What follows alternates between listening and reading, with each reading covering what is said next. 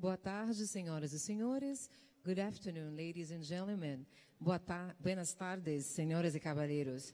Essa coletiva abordará as perspectivas de investimentos no Brasil. Ela será realizada em português, portanto, quem quiser pode retirar seus fones para outros idiomas ao lado da cabine de tradução. Saudamos os presentes e convidamos para compor a mesa o secretário executivo do Programa de Parcerias de Investimentos, Moreira Franco.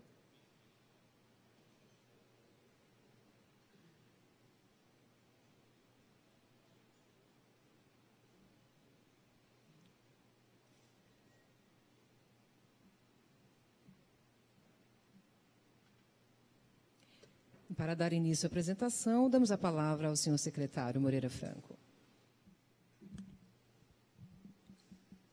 Bem, boa tarde.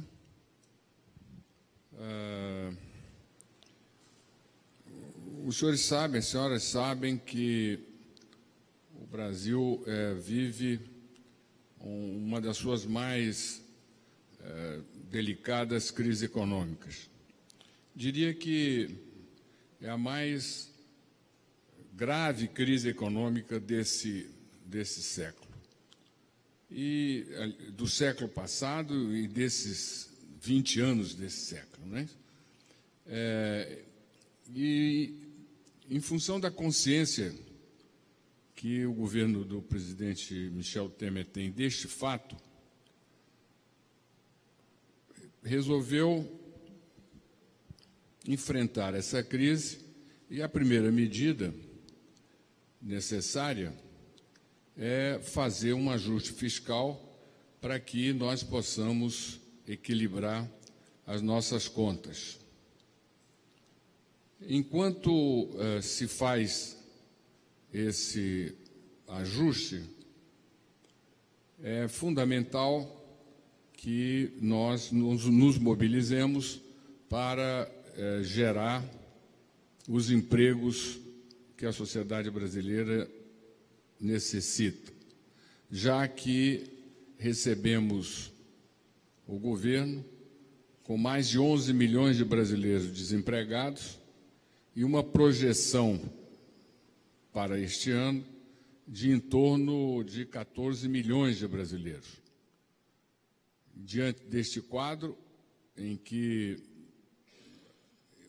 esta realidade de desemprego se dá principalmente nas áreas metropolitanas, as áreas mais com um nível de população mais alto, o governo teve que buscar medidas que criassem condições para que nós pudéssemos gerar os empregos necessários, ou seja, criar um ambiente para aumentar a taxa de investimento, o país voltar a crescer e, através desse esforço, possamos resolver esta grave questão social. No quadro da economia brasileira, duas áreas se apresentam como áreas possíveis de cumprir, num prazo razoável, este objetivo, enquanto as autoridades econômicas do país tratam de buscar o equilíbrio fiscal. Uma área é a área de infraestrutura. O Brasil necessita de grandes investimentos na infraestrutura.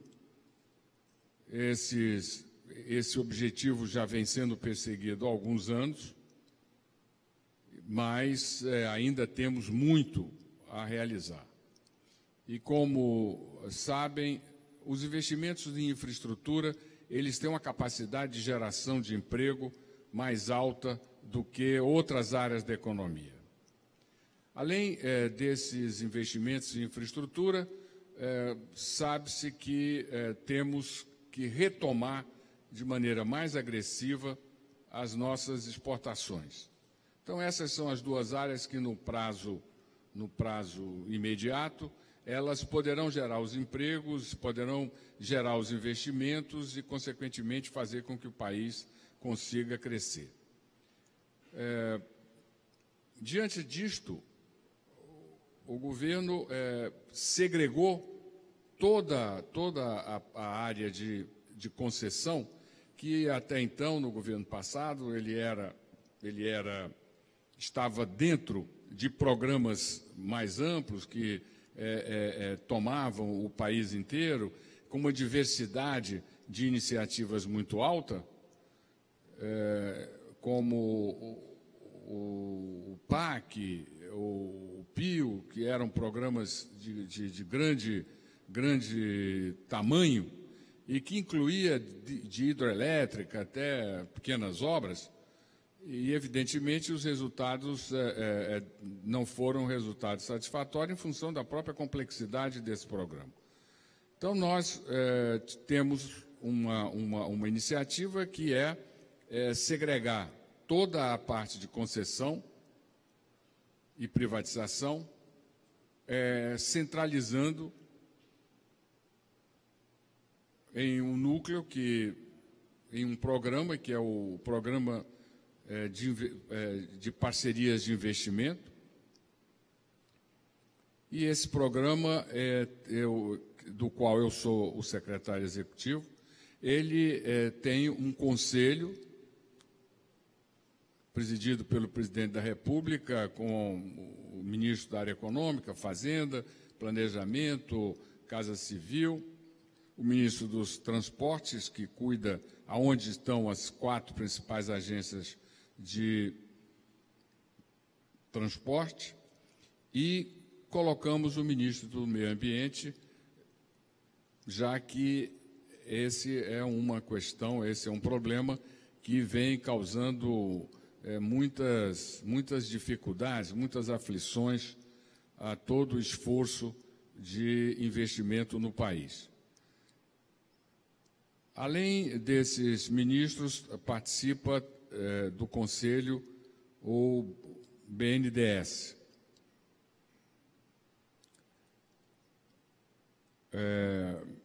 Este Conselho ele vai apreciar, para deliberação do presidente da República, projetos de concessão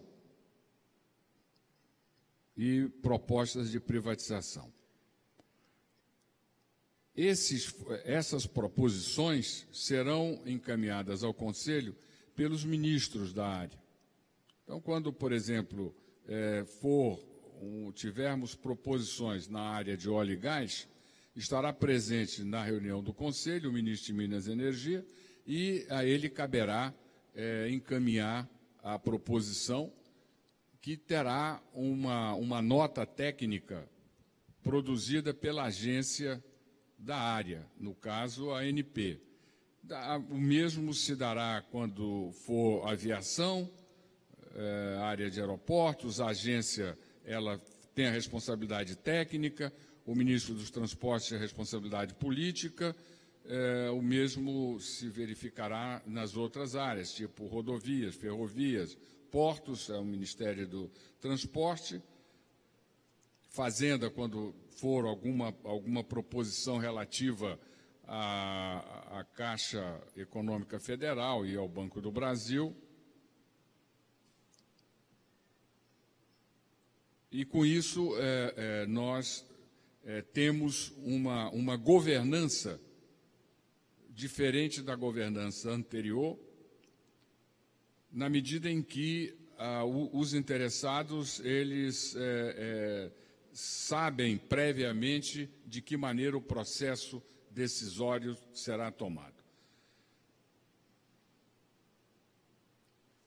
Nós estamos nos preparando para fazer a primeira reunião nos próximos dias,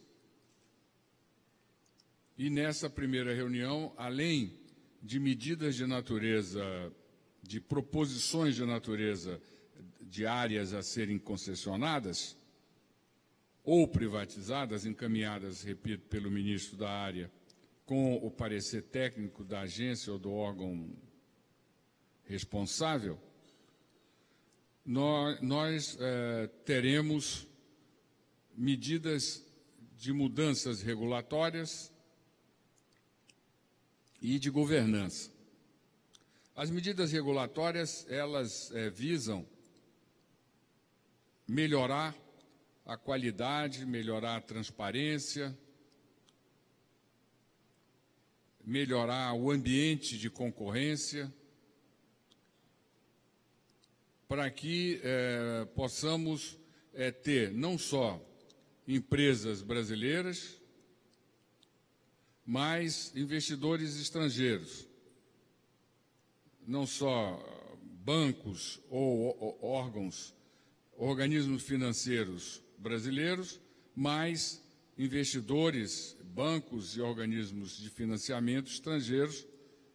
Para tal, diferentemente das rodadas anteriores, os editais serão publicados em português e em inglês, coisa que não era, o que dificultava a participação dos estrangeiros, e os prazos entre a publicação dos editais e a realização dos leilões, ele será um prazo maior do que o prazo praticado anteriormente.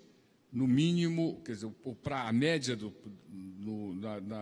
da experiência anterior era em torno de 45 dias, o que efetivamente é um prazo muito curto, sobretudo para a participação de estrangeiros, na medida em que tem que pegar o edital, traduzir para a sua língua, depois fazer os estudos, apresentar a sua proposta, fazer a versão para o português, e isso praticamente torna impossível de se ter uma presença com um prazo tão curto. Então, decidimos que o prazo mínimo será de 100 dias e, de acordo com a área da infraestrutura, esse prazo poderá ser dilatado, sendo que, no caso de óleo e gás, pela complexidade e pela diversidade de estudos técnicos que precisam ser realizados, vai-se trabalhar com uma perspectiva de 1 ano entre a publicação, entre o anúncio e a realização do leilão. Com isso, nós achamos que se cria um ambiente mais favorável. Além disto, nós vamos ter regras que sejam regras gerais para o processo de concessão. Então, as agências todas elas terão que fazer audiências públicas.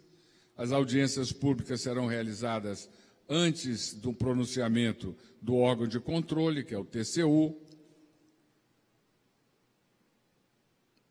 E,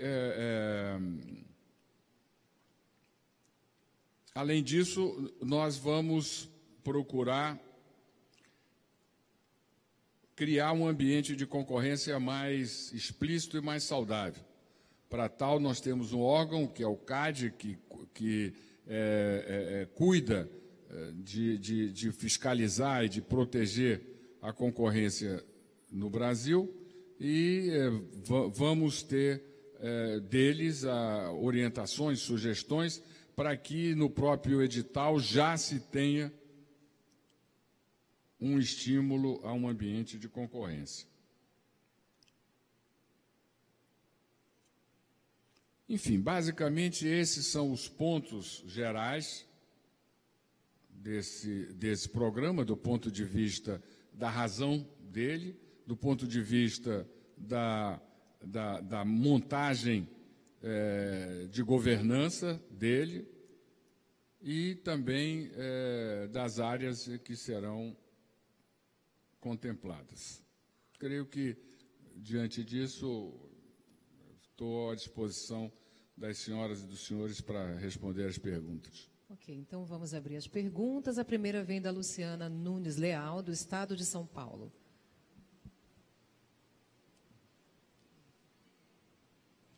Só um minutinho, Luciano, o microfone vai chegar para você.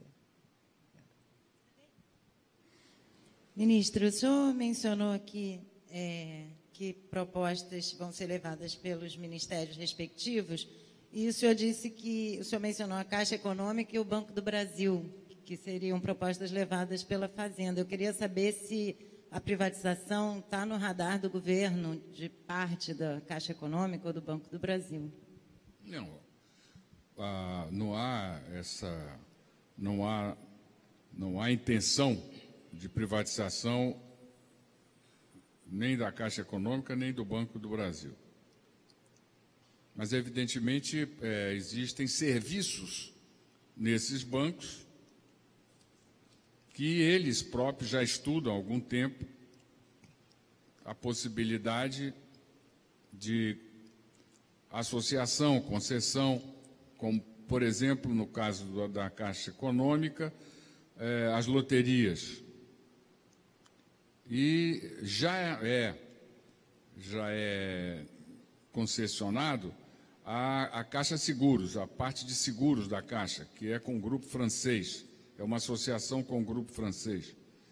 Então, são ações, iniciativas nesses dois bancos desse tipo, dessa natureza. Que a segunda vem do Fausto Oliveira, do KHL Group.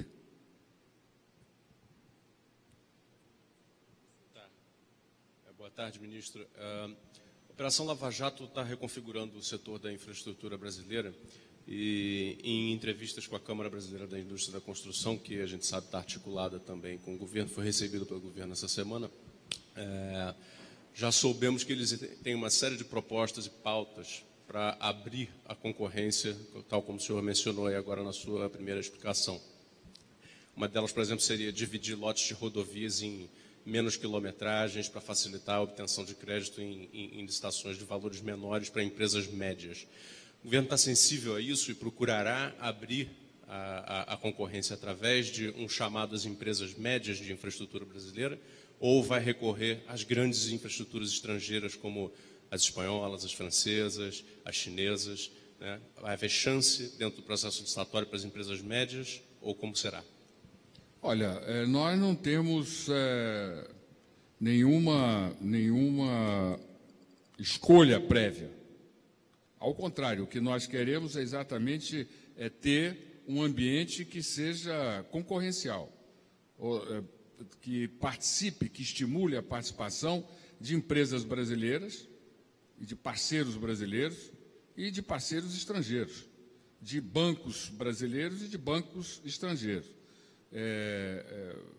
Coisa que não ocorreu até agora, por uma série de medidas, como já disse aqui, de normas, de regulamentos, do ambiente regulatório, que impedia, criava dificuldades para a participação dentro de um ambiente de concorrência.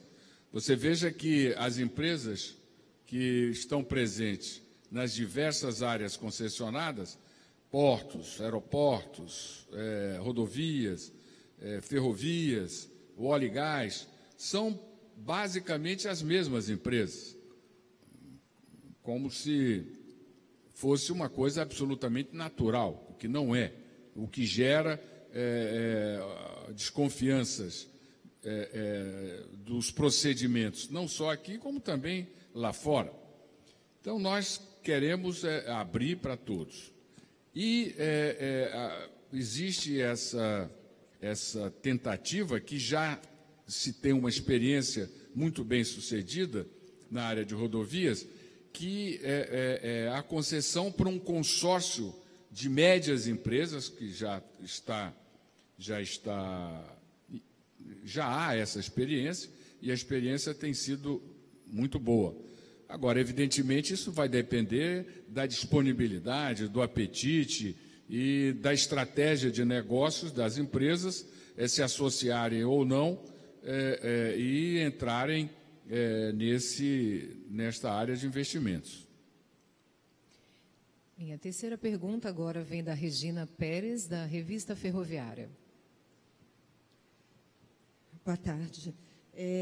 Ministro, o senhor falou que a ideia é sair da grandiosidade de projetos como o PIO e focar em coisas mais realistas.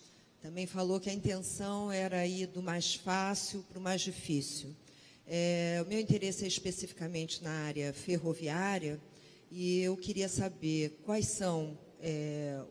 é o foco nessa área, quais são os projetos que vão ser priorizados, e eu gostaria também de saber se projetos de mobilidade urbana, inclusive trens intercidades, estão no foco da PPI também. Olha, a área ferroviária é uma área extremamente problemática na nossa experiência.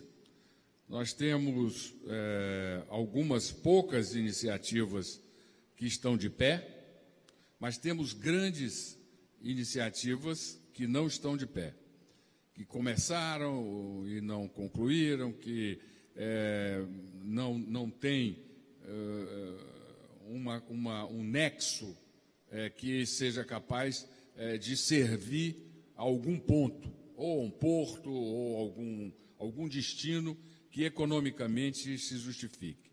Como, por exemplo, a Norte-Sul, a Transnordestina. E é objetivo se estabelecer nesta área estímulos para que nós possamos permitir que a parte de exportação ela seja contemplada. Nós temos uma área no centro-oeste do país que tem uma alta produtividade em grãos e quase que percorre a metade do país para chegar a um porto, usando ferrovia, rodovia, muito pouco hidrovia, ou seja, o ganho de produtividade que tem acaba se perdendo na infraestrutura precária que a atende. Então, em cima disso, nós estamos empenhados em estimular investimentos na área de ferrovias, sobretudo para atender de imediato esta área que é já uma área que carece desse tipo de apoio. Desculpe. Sobre a mobilidade. Não, mobilidade nós não está ainda, não está sendo contemplada, até porque, do ponto de vista, dentro da legislação brasileira, a mobilidade urbana ela quase muito municipal e tem uma presença do governo estadual, dos governos estaduais, no que diz respeito a metrô, etc. Mas tem 2 ou 3 metrôs que são federais e isso aí ainda não foi. O ministro das Cidades manifestou verbalmente preocupação, ou que pode se traduzir no futuro em intenção, mas isso aí é uma iniciativa política a ser tomada no Ministério da Área, que é o Ministério das Cidades. Depois de tomada essa decisão política, é que passa para as agências fazerem os estudos técnicos e aí para o programa. Minha palavra agora está com a Ida Sandes, do Sport TV. Obrigada, boa tarde.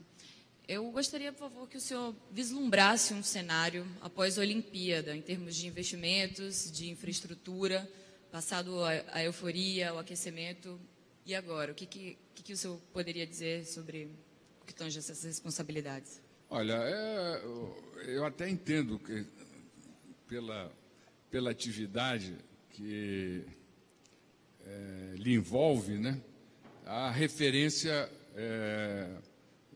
às Olimpíadas seja algo tão vigoroso. Mas dentro desse programa ele não depende, quer dizer, nem do fim nem do começo das Olimpíadas, dos Jogos Olímpicos. É um programa que fala para a economia brasileira, como já disse, que vive momentos de grande dificuldade e que nós temos à disposição a energia para enfrentar essas dificuldades e, dentro dessa disposição e energia, nós já estamos programando a nossa reunião, a primeira reunião para o final desse mês, começo do próximo. Nessa reunião, nós já vamos levar a deliberação do presidente Michel Temer, projetos em áreas de ferrovia, projetos em áreas de rodovia, projetos em área de óleo e gás e, possivelmente, outras iniciativas que já estão sendo estudadas pelo BNDES. Ou seja, são ações de natureza administrativas que visam estimular, como já disse, um aumento do investimento e a consequência é a geração dos empregos que necessitamos. É claro que, com o sucesso das Olimpíadas, o espírito, a alegria, o entusiasmo e a confiança fica muito maior, mas o programa ele tem uma dinâmica própria. Ok, agora o Alessandro Ferreira, do portal G1.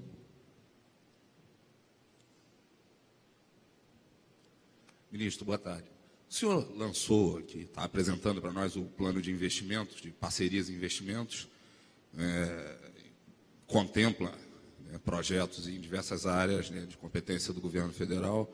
Nós sabemos também que nos estados também há a possibilidade, em vários deles, de alguns serviços serem concedidos e serem privatizados. Queria saber se tem alguma orientação do governo federal para que os governos estaduais também se engajem nesse programa de privatizações e concessões. Tem. Inclusive, quando houve a negociação das dívidas dos estados, ela foi colocado no acordo entre o Ministério da Fazenda e os governos estaduais que houvesse estímulos a esse programa, ou seja, as concessões.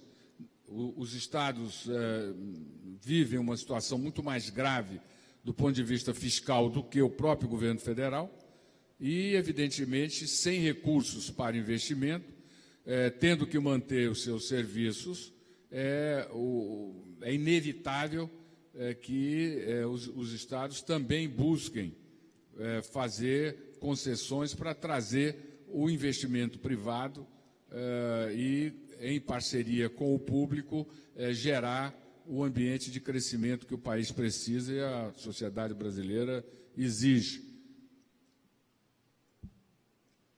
Agora o Vladimir, da Agência Brasil.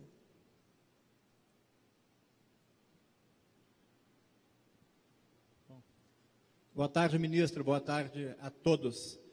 Ministro, referente à questão ferroviária, até ali ontem, uma matéria do jornal O Globo, o presidente Temer recebeu uma delegação chinesa, não sei se o senhor estaria presente nesse momento, com o interesse dos chineses em construir, finalmente, o trem-bala Rio-São Paulo. Eu queria saber que informações o senhor teria sobre isso. Parece até que o presidente Temer foi convidado a conhecer o projeto do trem-bala chinês. E se o senhor acredita que, finalmente, agora, o trem-bala brasileiro vai sair do papel? Olha,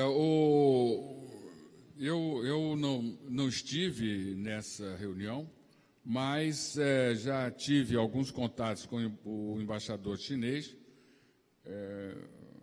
e ele, em todos eles, demonstrou uma vontade muito clara de que um grupo chinês estaria interessado na construção da ligação Rio-São Paulo. Mas isso é preciso sair da intenção para ir para a realidade, ou seja, tem que o procedimento é manifestações mais afirmativas quanto a esse fato. Ainda está muito numa linguagem diplomática, não numa linguagem técnica.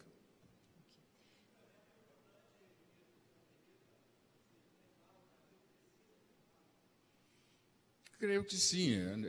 O maior mercado de aviação que nós temos é a aviação corporativa da Ponte Aérea Rio-São Paulo. Evidentemente, com a retomada do crescimento econômico, esse mercado vai subir, vai crescer. E será muito mais prático, talvez, você entrar aqui no centro do Rio de Janeiro e sair no centro de São Paulo num tempo quase igual do voo. Ok, agora o Severiano, do Jornal da Construção Civil. Boa tarde, ministro. O setor de construção civil, nos últimos 15 anos, né, nesse momento que o Brasil passou pela bonança, foi um dos mais beneficiados. E com a crise, ele foi também um dos mais prejudicados, né, com obras paralisadas, muitas demissões e, entre outras situações que aconteceram e que ainda estão acontecendo. Então, a minha pergunta vai direcionar ao setor saneamento, né? Como é que o setor de saneamento será atendido nas PPPs, né? E o setor de energia também? Olha, ambos serão contemplados. No caso específico do saneamento, o BNDES, inclusive, está se organizando para fazer roadshow nos estados, na medida em que cabe aos estados a responsabilidade, por intermédio de suas empresas, da condução do fornecimento de água e esgoto tratado.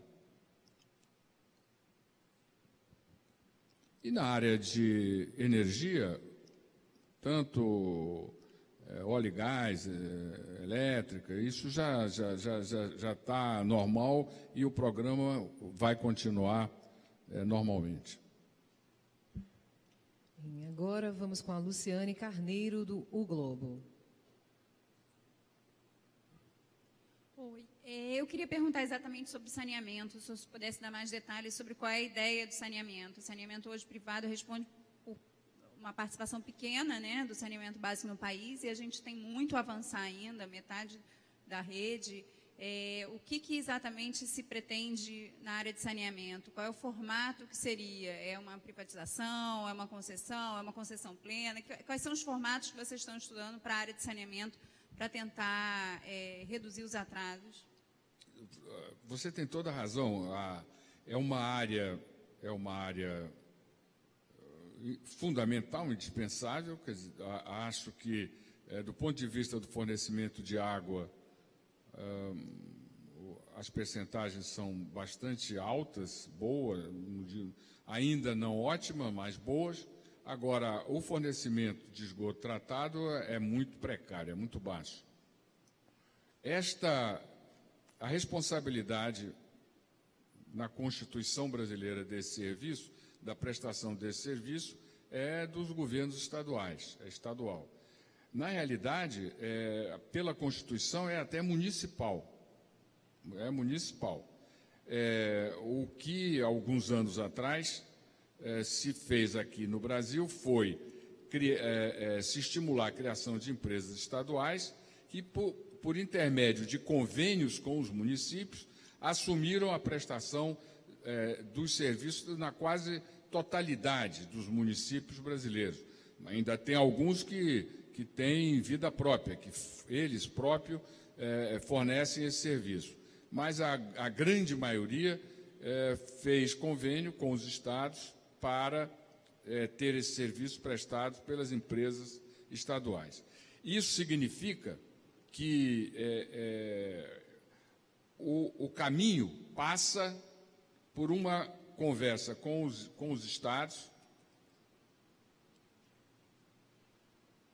para, junto com eles, definir a modelagem. A propósito, na segunda-feira que vem agora, a presidente do BNDES, Maria Silvia, eu, estaremos com o governador Pezão e o vice-governador Dornelles para tratar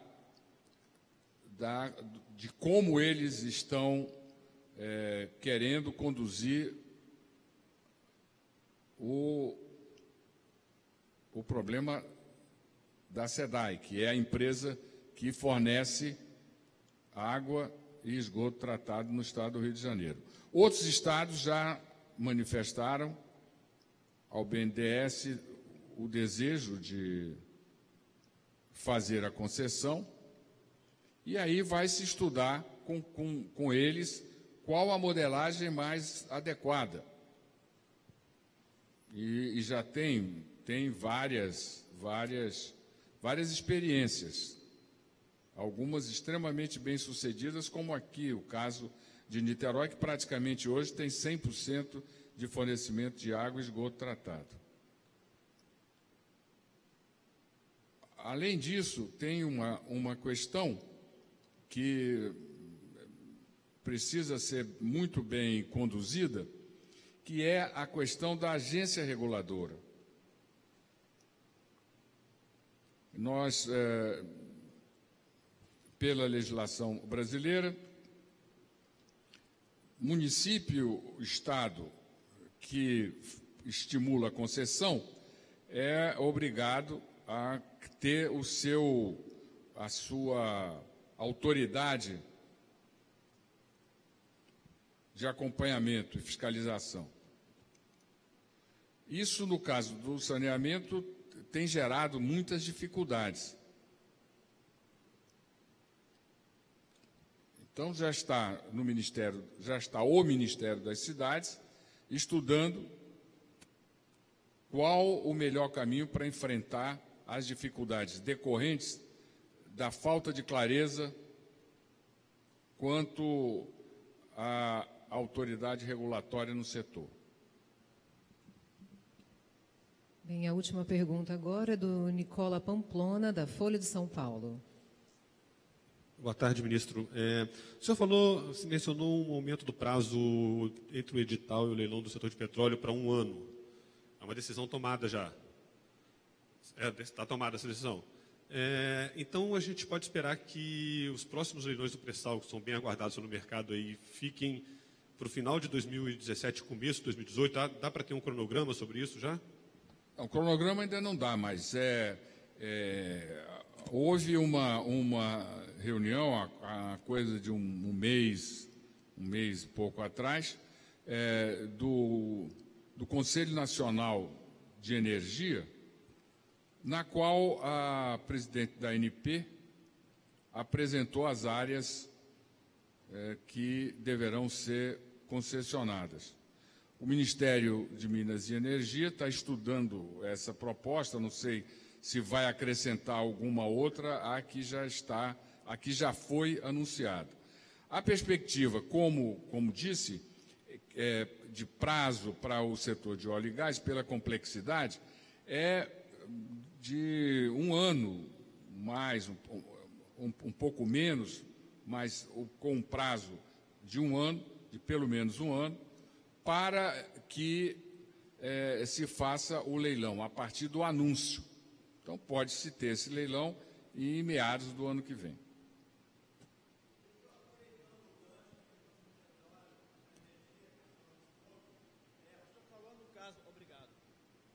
O senhor falou no caso do Banco do Brasil e da Caixa, que não seriam privatizados, porém alguns serviços poderiam ser privatizados. Eu lhe pergunto no caso da Petrobras e talvez no caso das empresas de energia elétrica, ministro, que tipo de serviços, de empresas paralelas nós poderíamos privatizar também, ministro? Obrigado.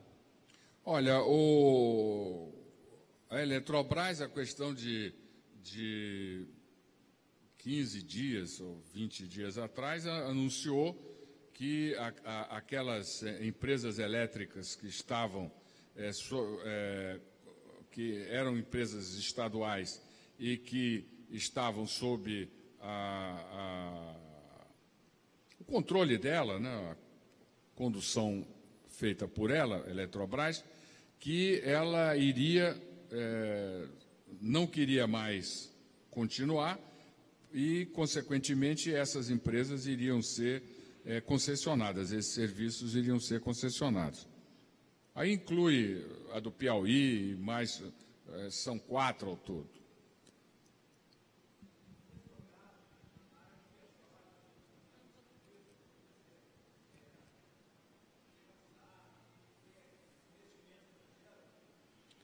Olha, a Petrobras está estudando isso.